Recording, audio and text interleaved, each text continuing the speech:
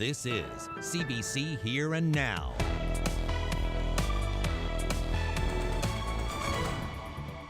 We do not have an indication at this time of undetected community transmission. Alert levels changing again this weekend as the province reports 0 new cases of COVID-19. Businesses on the Avalon reopen on Saturday. Trying to do economic development any way we can. The Miabakek First Nation has made another big business move, this time buying up this motel.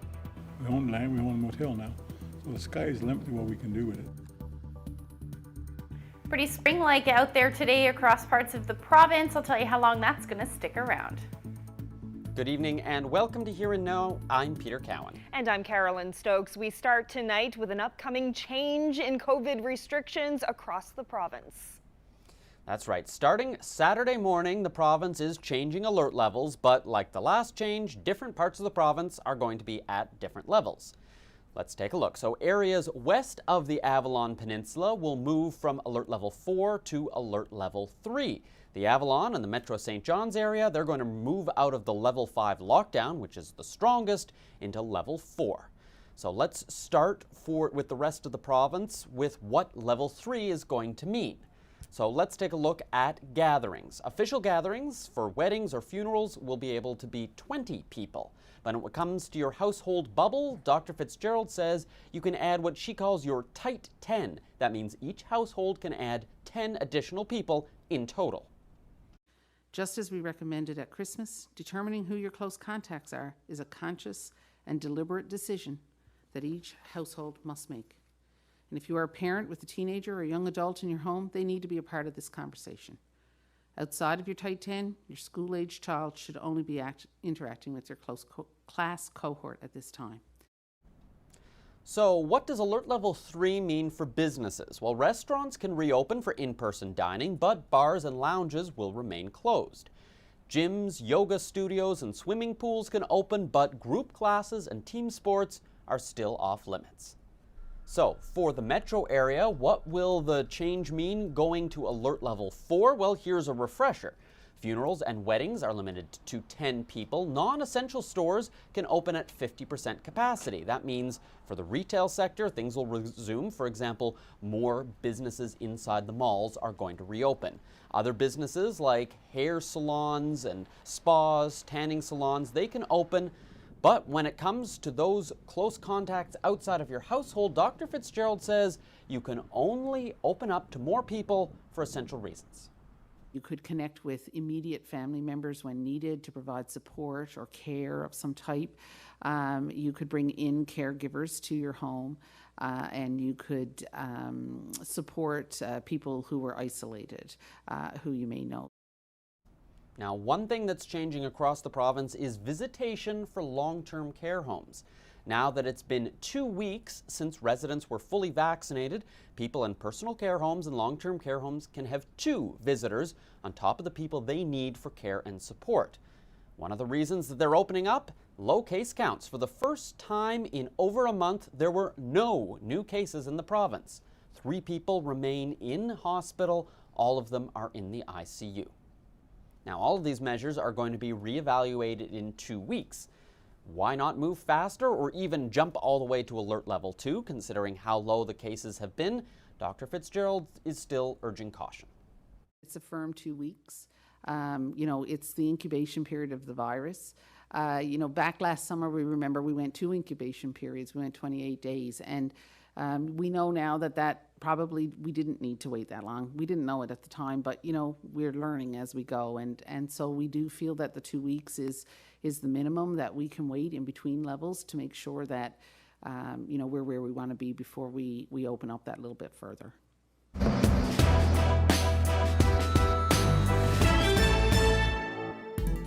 The Progressive Conservative Party is calling for the return of in-person voting now that COVID case numbers are dropping and officials are reducing public health restrictions. Yesterday, Elections NL amended the rules for the ongoing provincial election again. It's now saying that special ballots received by March 25th will be counted. PC leader Ches Crosby says he's been hearing from residents who say they've been denied their right to vote. He says reinstating in-person voting would remedy that. A voter in Windsor Lake said to me today that he feels violated by the denial of his right to vote. So our issue is that people should have the right to vote who've been denied it so far, subject explicitly to the direction and public health advice and control of Dr. Fitzgerald. Well, at the briefing today, Dr. Fitzgerald said it would be inappropriate for her to weigh in on the election. The new deadline for mail-in ballots is only the latest change to the election. Here's what some voters in St. John's think about it all. I would have been more comfortable if they pushed it a little bit. I don't think that there were many people in the province that were like, this needs to happen right now. Like, I can't stand another second with this government. I think people in this province are pretty laid back, and they care about like health and safety first. Yeah, I think it was nice to give people some extra time to get their ballot in. Usually I do vote. I think it's our right, and I think it's really important to do so. My 83-year-old mother reminds me every day to vote. And I left it too late. I left it to the last day. And I tried for about 4 hours, and I never did get through to get my my vote to come in the mail. I was thinking we probably could have waited probably till the summer or late fall.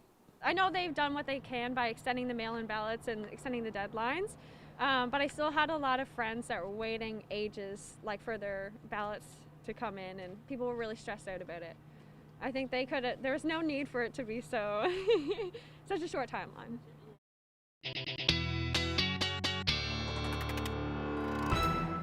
Well, plenty of sunshine across the province meant we got to see a pretty lovely picture from space as to what Newfoundland and Labrador looks like right now. You can see from this picture still not a whole lot of sea ice happening in the Strait of Belle Isle. Still seeing it along parts of coastal Labrador, but other than that, we're not seeing this type of ice that we should be seeing this time of year, and we're seeing mild temperatures as well. The reason for these temperatures and the fact that we see all of that sunshine is an area of low pressure just to the south right now. We do have an area of low pressure moving in. That's going to be our next weather maker. It's going to bring some snow for parts of Labrador, but as you can see, not a whole lot happening for the island as far as that satellite and radar goes. Temperatures today feeling very spring-like. Some areas seeing around 6 degrees for Corner Brook. Take a look at these temperatures as you head a little bit further west or east as well into the single digits on the plus side of the mercury. Some areas across the Avalon sitting somewhere between 2, 3, 4 degrees. That will continue for the next couple of days, and then we're going to start to see a drop in temperature. Some Arctic air will make an appearance as we head towards the weekend. There it is there. And it's going to stick with us for a few days, but I'll break that down for you coming up. Thanks, Ashley. Well, fresh off their part in a billion-dollar business deal, the Mi'kmaq First Nation is making even more moves, looking to expand again with a motel in this province. Here now's Garrett Barry has that story. Well, the sky is the limit to what we can do with it. Meet the new owner of the Exploits River Motel. We're a long ways down here off Main Drag, and we're trying to do economic development any way we can. That's a stopover. In January, they inked the deal to purchase this 24-room building. We're open to have early June or mid-June to have the place up and running. But first, some renovations. The next step for Chief and Council will be to try to get this land incorporated as reserve land. Chief Joe says it's been done before, and it would allow the businesses that open on this plot of land to take advantage of the tax benefits offered to First Nations. So it's a business expansion and a physical one. I mean, we've seen all kinds through here, like full houses and I'm on tractor trailers come through here. Is that right? We've had helicopters land here. We've had float planes land here because of tax exemption.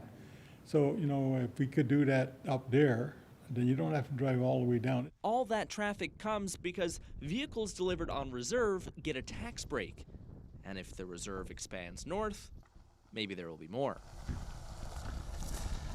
He says that will need cooperation from the federal and provincial governments. Keep in mind, he just bought into Clearwater Seafoods, a big money deal that needed a pretty big loan from the First Nations Finance Authority. Yeah, it's an incredible deal. Even so, he's not slowing down. You know, I always like to think of myself thinking outside the box a little bit. We can stay down here and rely on government funding forever, And but we have to create businesses to allow our people to have home source revenue. And once we got a home source revenue to a point that we can take care of our people, then we've accomplished what we set out to do. And all this while nearing retirement after decades leading the First Nation. And I'm not looking for legacy. That's fine. When I leave, I'm leaving in a year and a half or so, and I'm not worried about that. I think enough people know here that what I've done has been done on behalf of the people. Not everybody's going to say, yeah, glad he's out the door, good riddance. But it's I don't never think about that stuff, really. And all I hope is that people remember that it's taken all of us to get here. Garrett Berry, CBC News in the Miawpukek First Nation. Rollins Cross in St. John's is getting another go-round. Perhaps no surprise, a new report from the city found it to be the most dangerous intersection in St. John's. Well, the city is bringing in an engineering firm to look over the area, as well as 9 other dangerous intersections. Huron Now's Heather Gillis has this update. From 2012 to 2019, there were 162 collisions at Rollins Cross. That's according to a new report from the city of St. John's, making it the most dangerous intersection in the city.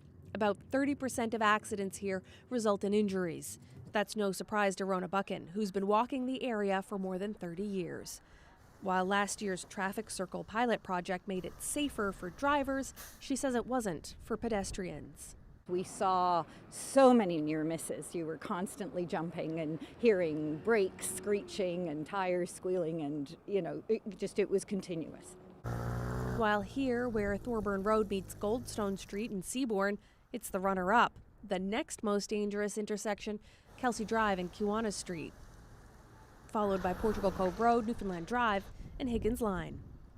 The report says a lot of accidents also happen here on this busy stretch of Kenmount Road. In all, the city's collision report names 28 intersections as being accident hotspots. Good news, since 2012, the number and severity of collisions in the city has been falling. Over that window, it was about 1,700 on average per year. That's collisions. And in the past 5 or 6 years, it's decreased, including in the most recent year. We have the data for 2019. It's about 1,500 in that particular year.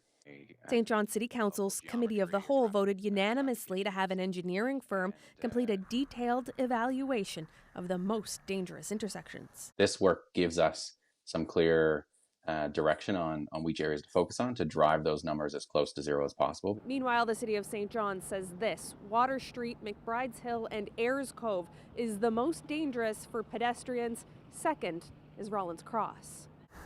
Buchan says reverting to the traffic circle and implementing traffic lights will help make Rollins Cross safer. Just bring all the traffic to a stop at once, let the pedestrians cross, and when there's no pedestrians to activate the lights, then the traffic can keep going. The city plans to make some changes to the way vehicles enter Rollins Cross in an attempt to make it safer. Heather Gillis, CBC News, St. John's.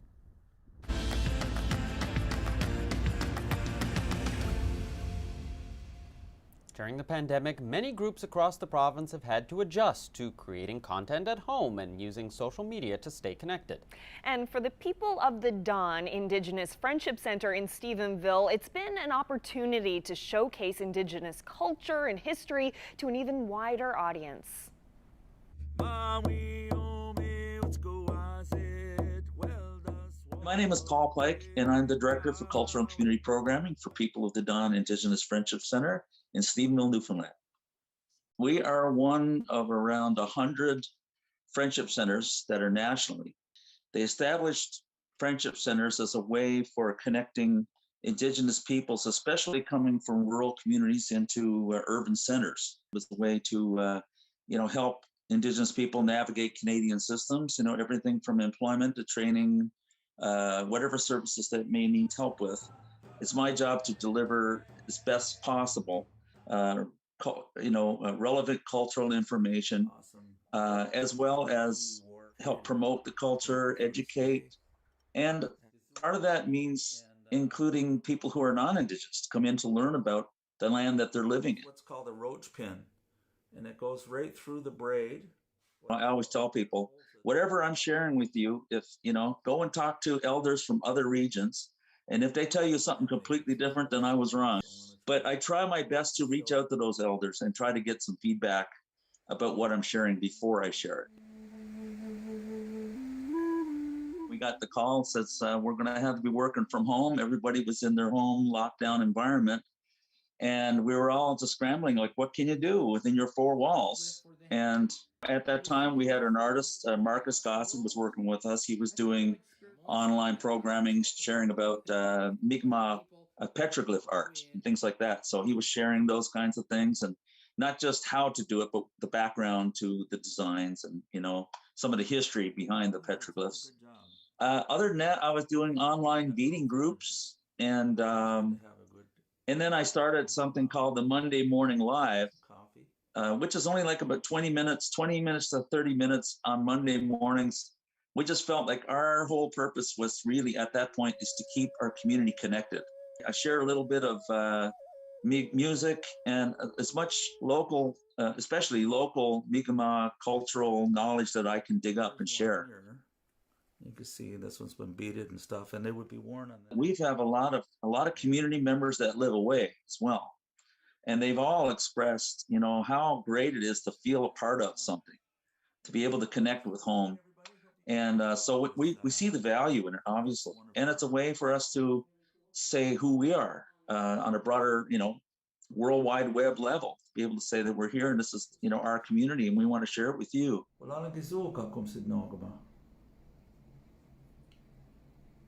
Creator. And that's Paul Pike there, the head of cultural programming for the People of the Dawn Indigenous Friendship Center. And also thanks to Chelsea Jacobs for putting that together for us.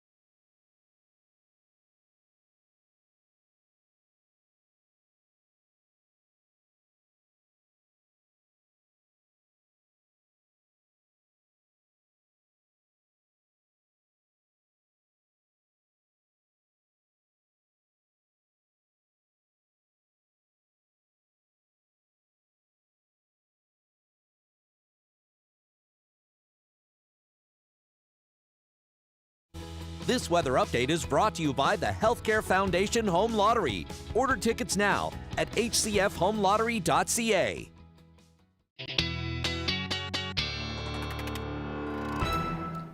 Ashley, it was so nice out today. I kind of want to use the S word, spring. I don't want to jinx it not though. The other S word. Yeah, because it's starting to feel pretty good out there. There's some hope.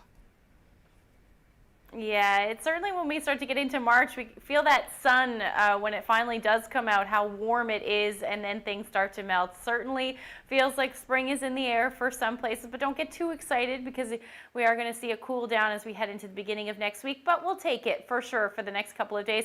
Let's take a look at those temperatures as our daytime highs this afternoon. Lots of areas seeing above zero temperatures. In fact, most of the island was today. 6 degrees in Corner Brook, temperature around 1 to 3 degrees, depending on where you were across the Avalon. And then we've got those temperatures even above zero up through Labrador as well. 3 degrees in Happy Valley, Goose Bay, and Lab City sitting at 2 degrees this afternoon. Now, we do have an area of low pressure just to the west of Labrador. That is going to move in, or already is moving in, but it's going to bring some snow as we head through the overnight tonight. But an area of high pressure, rather, just to the south, making it a beautiful afternoon. Just starting to see some cloud cover now for the northern peninsula, and that will generally continue as we head through the overnight tonight. Not a whole lot happening across the island, but snow will spread across the Big Land. With those temperatures in and around the +1 or +2 degree range, we could see some rain in the mix for central and coastal areas of Labrador. And then some of that snow will make its way towards the northern peninsula as we head into the early morning hours. Generally looking at a trace to 5 centimeters at the most with this one as we head into the early morning hours. But again, temperatures will be hovering in and around the 0 degree mark for coastal and central Labrador. Getting into some of that colder air, and you can note those northerly winds as well up through Nain. You're looking at -15, and then across the island quiet with winds generally out of the west or southwest, and a few degrees below zero, but it does look like we should see partly cloudy skies as we head through the night tonight. Tomorrow is actually going to be a beautiful start for most of us. We will see those clouds on the increase though. Some periods of snow will develop for the northern peninsula, and then either rain or snow for parts of the west coast. And we'll see that risk of either flurries or showers towards central, as well as eastern areas of the island as we head into the evening hours, as another push of warm air will move in or continue to move in as we see that southerly flow. That will be the story as we head into early Friday morning as well. Here's where your temperatures will be sitting, 2, 3, 4 degrees across the board. Again, nice day for southern areas, just cloudy periods for the most part. As we head later on in the day, we'll see that potential for some showers move further east. But winds will generally be out of the southwest or west, anywhere from 40 to as much as 60 kilometers per hour. Temperatures will be above zero again for central and southeastern portions of Labrador. As you can see, 2, 3 degrees into the afternoon. Some sunshine in play as well. But again, that second round will move back in, so more snow and the potential for showers as you head into late day. So after this, we are looking at a few days of some warm temperatures, but then things will cool down, and I'll get into those details when I come back.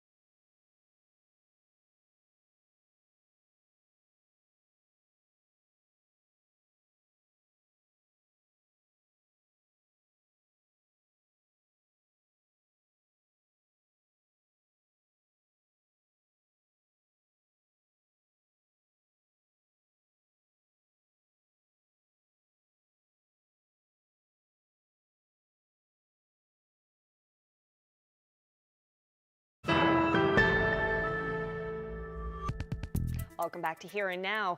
Returning now to today's COVID briefing. Just 4 weeks ago, the province went into a level 5 lockdown, the highest level we have. But starting on Saturday, the Avalon will bump back to level 4, while the rest of the province moves to alert level 3. While some non-essential services on the Avalon will be allowed to reopen, Dr. Janice Fitzgerald had this advice for households. We do know that being outside is safer than being inside. And I think, you know, if people want to go, I'm just thinking, you know, if you want to go outdoors and go sliding and, you know, you're sort of doing things side by side. But what you need to remember is that in a lot of cases like that, kids, you know, if you're going as two families, the kids in those families are likely not going to be able to stay apart from each other because they're going to be so excited to see each other. So you do need to remember that. So as much as possible, we would encourage people here on the Avalon right now to continue to do things as a household. You know, that includes indoor and outdoor activities. Public Health is looking at what role sports played in the recent COVID-19 outbreak. Dr. Fitzgerald will have an update on cases linked to athletics on Friday. Earlier in this week, she hinted at not restarting team sports until the province is fully vaccinated. We heard from hockey and baseball yesterday. Here's the reaction from Cricket NL. That would be really heartbreaking. To be very honest, you have to understand, these people come from mostly they come from Indian subcontinent or Africa as well. And over there, the culture of hiking, the culture of snowmobiling, that culture is not there. Mostly they play cricket, right? So that comes naturally. It's like stopping the skiing in winter or stopping snowshoeing in winters for people of Newfoundland. So that's a really big part of their extracurricular activities. So a big part of the outdoor life, playing cricket. So if that is restricted and rightly so, but it will be tough on them mentally. It will be tough summer for them without cricket. Cricket is not a high contact sport as such. So what we had done last year was all the fielders used to carry these small sanitizers in their hand to sanitize it. Whenever they pick the ball, throw the ball back, they just quickly sanitize, because this sport has a lot of breaks in it. So you can actually take some time off, rub your hands off, and then keep on playing again. So with those breaks and those really spread out people in the ground, I think we can still manage to do cricket even with this variant. But again, we will depend upon the advice of the public health authority there.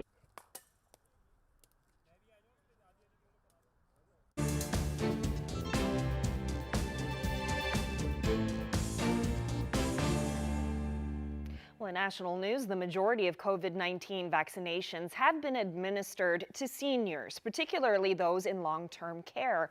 In Ontario and BC, more than 90% of long-term care residents have been immunized. It has made a difference, but infections are still happening. CBC's Vic Adopia explains why and what that means for all of us. This long-term care home was the first in Kelowna to vaccinate its residents. The most recent shots went into arms last month, including into 8 of the 12 people who've now tested positive for the coronavirus. It's not clear if the latest variants of concern played a role. And this serves to remind us that while we are very confident that vaccine is very effective and prevents particularly severe illness and death, it doesn't necessarily mean that all transmission will be stopped. Of Canada's 2,000 long-term care homes, a few dozen continue to see new infections, if not outbreaks, even though most of their residents have been vaccinated, like this Quebec home outside Ottawa, where 23 seniors still tested positive last month, but most had mild to moderate symptoms. What we do not know, and there's still limited evidence, but it is evolving, we'll get more, is how vaccines prevent transmission. Even the most effective vaccines are not 100%. Even so, preliminary data show vaccines are already putting the brakes on infections and deaths among Canada's elderly. In Ontario, long-term care residents saw an 89% relative reduction in the incidence of COVID-19. And in British Columbia, vaccines prevented an estimated 80% of cases in long-term care homes just 2 to 3 weeks after the first dose. If what comes out of it this is that we reduce COVID-19 from being a severe disease that takes between 1 in 4 to 1 in 3 long-term care residents' lives to being an asymptomatic or mildly symptomatic illness. That's a huge home run. And experts say that could be the reality for the general population as vaccinations start to roll out in communities across Canada.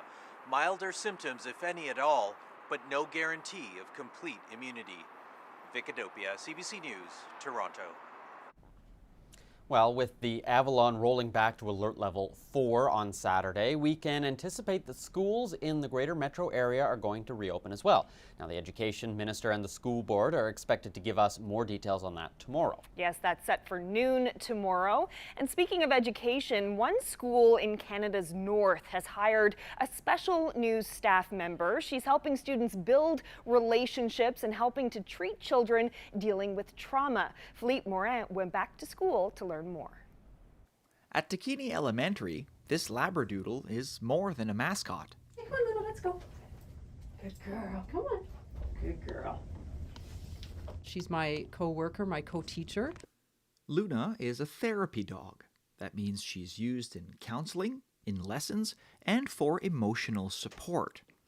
Sometimes kids have a really hard time maybe connecting with an adult or other children, and Luna is the one that they connect with. Lisa Evans is vice principal. She's also a registered psychologist and play therapist. For 4 years now, she's brought her dog into the school. A therapy dog can listen as children read without judgment. It can go on nature walks. It adds fun and warmth and physical contact to the school. I like Luna. She's very kind, and it helps a lot of people when they're stressed out and kind of need to calm down. One thing is for sure, this dog gets and gives a lot of affection. And that's the point. Luna may be a dog, but she's also a model of a healthy relationship. In a way, she teaches responsibility, empathy, and love. Dogs give unconditional love, connection. They don't require anything from the student. Just being able to have a positive relationship with the dog is a really great thing, and it can be the foundation for growing into having positive relationships and trusting people. The Yukon government supports the idea, but does not allocate any funding to it. The Department of Education says other schools in Yukon would be free to do the same. All they need is a risk management plan, a staff member with the right training, and the right dog. It's unconditional acceptance. And Luna, she doesn't care about whether somebody's had something happen to them or maybe they've, had an argument with somebody. She's just as happy to see them every day. Philippe Morin, CBC News, Whitehorse.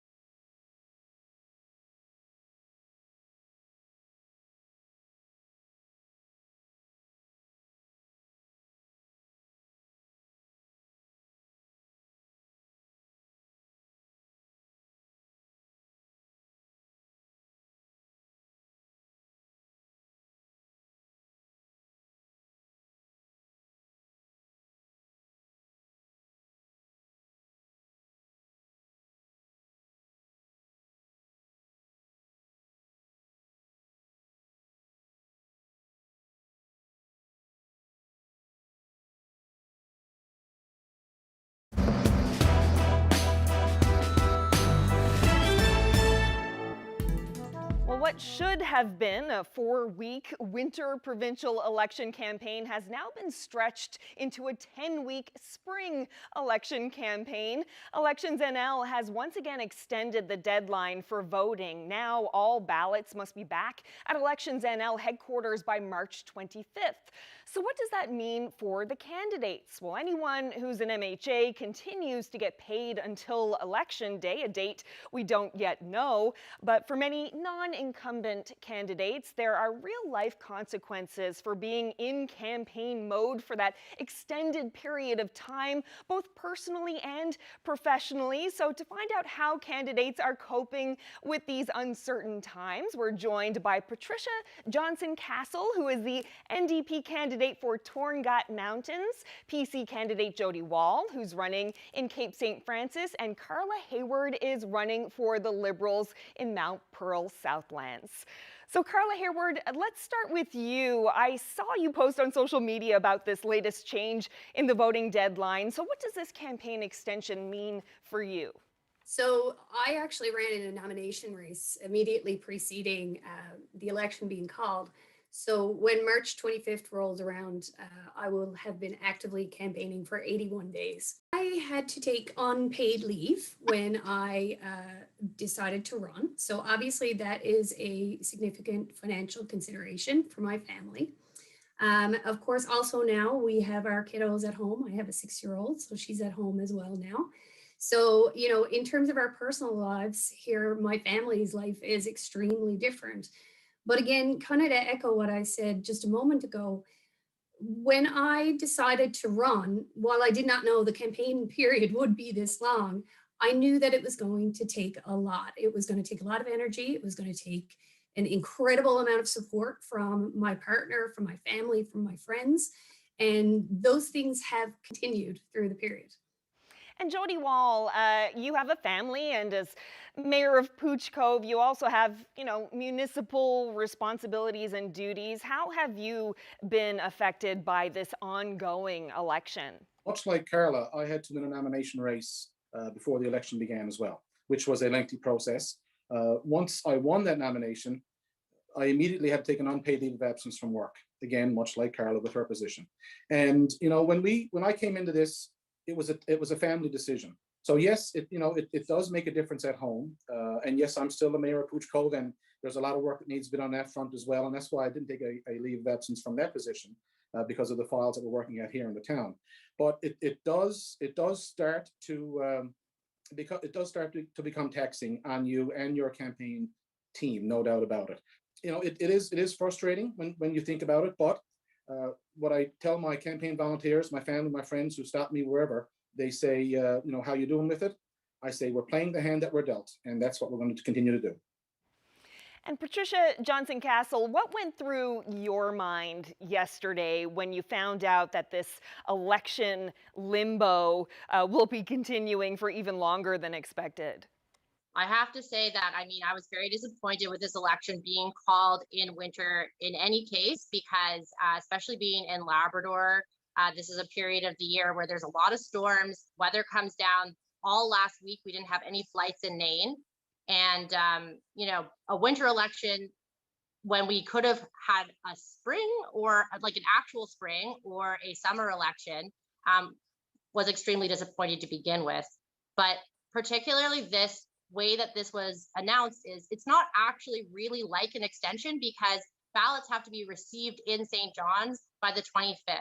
What that means is that it's likely that many voters from Labrador will be disenfranchised by this choice because it's a received by deadline rather than a postmark deadline. And what that means for me is my heart sank, because many people here, you know, they went through the process, the rigmarole of signing up, spending hours on hold, you know, being hung up on by Elections NL. And all of these are pieces that could have been worked out if the Elections Act had been amended before we went into this election. You know, I am also on unpaid leave, and that means that my projects are at work are all on hold. Yeah, for me personally, it was disheartening that this choice to have particularly a received by deadline rather than a postmark deadline. In that sort of vein of feeling disheartened, you know, candidates have a lot invested in this campaign. Some make professional sacrifices like unpaid leave. It can be expensive to run campaigns. It can upend your life. But I'm also wondering about the emotional investment that you make in all of this as well. You know, you're competing for a job, and at this point, no one really knows when the winners will even be announced. So what is that anticipation like? Yeah, I mean, for me, I have made an effort to be translating my campaign materials, and particularly the new deadline. So every time there's a new deadline, I have to do a new set of translations, which is another expense for my campaign. But something for me that I've really taken away from this election is that Elections NL has committed to translating ballots for the next election. Now, that doesn't help the disenfranchisement of people in Natwashish, where 86% of people speak Inuamun. But for me, like in terms of the anticipation, I already feel like I've made an impact because I've been vocal about issues that have been going on in my region. It means that I have gotten a commitment from a public institution to treat Indigenous people in this province more fairly. And so, you know, am I waiting for these results, you know, whether the Easter Bunny or them come out first? Yes, absolutely. But at the same time, it's just been such a pleasure to get to know people in my district a little bit better and to have them get to know me. And so I'm really excited to see what the results of the elections are. But I can tell you now that this is not the last that Torngat Mountains will see of me. Even though I've always sort of, or for the last decade or so, been on the fringes of campaigns and known many people who've run, no one can prepare you for running. Like, there is nothing like it. Anyone who's become a parent knows how you can't imagine it before you do it, and then you suddenly understand what everybody was talking about. It's a lot like that. So when we talk about emotions during a campaign, there are a lot. You know, you come to know yourself in a way you never did before. You accept that you need help in a way that you probably never did before, because most people who run for office tend to be very independent, and then all of a sudden you need all this help. And you know, it is stressful and it's tiring. And as I mentioned, I have a small child at home. So when we were able to knock doors, you know, saying goodnight to her and saying I'll see you tomorrow and counting it down because I wasn't seeing her much was tough. But the reason that I ran still exists. And even though this campaign has been extended, if anything, it has given me a chance to talk to more people in the district and learn more about what matters to everyone here. So the anticipation is tempered by the kind of ongoing nature of it, but still really excited and still really positive. I won't lie to you, it's been stressful. It's stressful on the family, it's stressful on your campaign team, and it's also stressful on me as a candidate. I'm a very positive person. You know, I work hard and I put everything into what I do. When you have all these extensions, and I understand why the extension's there. You know, my colleagues in Lab West and Lake Melville and St. Barb and Cartwright and Torngat Mountains, I know this is needed when it comes to getting their ballots in. I realize that and I appreciate that.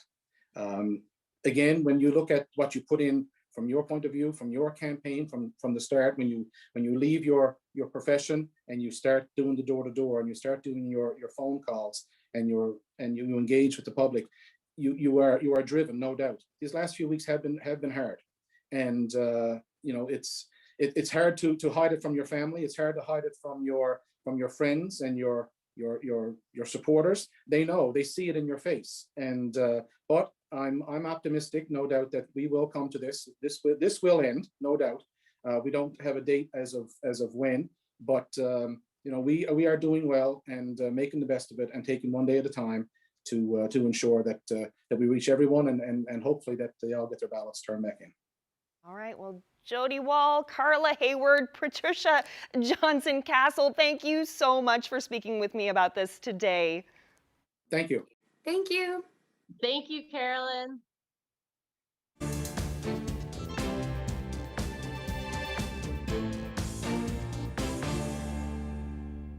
Well, the federal government has admitted it will miss this month's deadline for lifting all of the drinking water advisories in First Nations communities.